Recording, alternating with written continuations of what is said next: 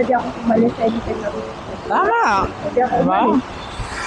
Walang burden sa puso ko na, wala akong ganito, wala akong ganito. Hindi, meron ako.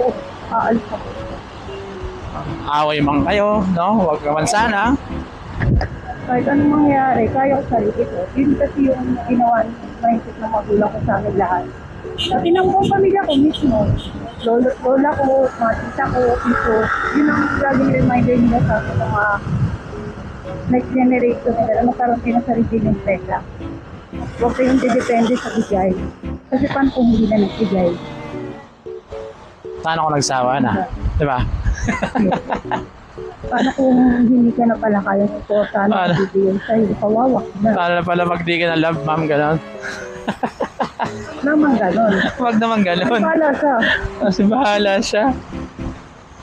Ayan niya, pala siya. Ganun lang yun. So maraming isda sa dagat. Ay, maraming isda sa dagat. Hindi natin pwedeng kulungin sarili natin sa isda. Hey! Support. Pero ayaw niya, okay next. Okay, next. Let's go. Galing ng mindset ni mama. Hindi na para maging martir na yun. Ay, gano'n. Maraming isda sa dagat. Ang galing. Ang galing. Siyempre kuya, sa dami pa ng makito ngayon sa buong Pilipinas. Iintindihin mo ba yung gano'n, ma'am, no? Oo naman.